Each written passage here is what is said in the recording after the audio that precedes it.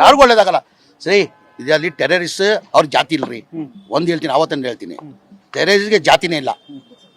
ಯಾರು ಟೆರರಿಸ್ಟ್ ಅವ್ನ ಜಾತಿನೇ ಇಲ್ರಿ ಅವನು.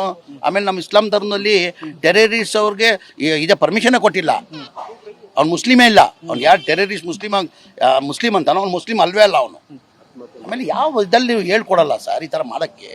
ನಾನು ಹೇಳ್ತೀನಲ್ಲ, ಪ್ರತಿ ಸಲ ನಾನು ಮಾಧ್ಯಮದಲ್ಲೂ ಭಾಳ ಸತಿ ಹೇಳಿದ್ದೀನಿ, ಒಬ್ಬ ಸ್ಪೆಷಲಿ ರಾಜಕಾರಣಿ, ಯಾರನ್ನ ರಾಜಕಾರಣಿಗಳು ರಾಜಕೀಯಕ್ಕೆ ಬಂದಾದ್ಮೇಲೆ ದಯಮಾಡಿ ಜಾತಿ ಮಾಡೋಕ್ಕೆ ಹೋಗಬೇಡಿ. ನೀವು ಹಂಗೂ ಜಾತಿ ಮಾಡಂಗಿದ್ರೆ ಮನೇಲಿ ಕೂತ್ಕೊಂಡು ಜಾತಿ ಮಾಡಿ. ಯಾಕಂದ್ರೆ ನನ್ನ ಲಕ್ಷ ಜನ ನಂಬಿರ್ತಾರ್ರಿ. ನಾವು ಜಾತಿ ಮಾಡಿದ್ರೆ ದೇವ್ರು ನಮ್ಗೆ ಒಳ್ಳೇದಾಗ್ತದೆ ನಮಗೆ. ಸಖತ್ ಖಾರ, ಬಣ್ಣ ಮತ್ತು ರುಚಿ ಆಚಿ ಚಿಲ್ಲಿ ಪೌಡರ್. ಆಮೇಲೆ ನಮ್ಗಿಲ್ಲ, ನಮ್ಮ ಮಕ್ಕಳು ಹುಳ ಬಿಚ್ಚಾಯ್ತಾರೆ ಸರ್. ಅವು ಪೊಲಿಟಿಕಲ್ ಟೆರರಿಸ್ಟ್ ಇರಬಹುದು ಅನ್ನೋದು ತಮ್ಮ ಅನುಮಾನ. ಅದೇ ಸರ್, ಗೊತ್ತಿಲ್ಲ ನನಗೆ ಮಾಹಿತಿ. ನಾನು ಹೂವಾ ಸುದ್ದಿ ಕೇಳಿದ್ದೀನಿ. ತನಿಖೆ ನಡೀತಾ ಇದೆ.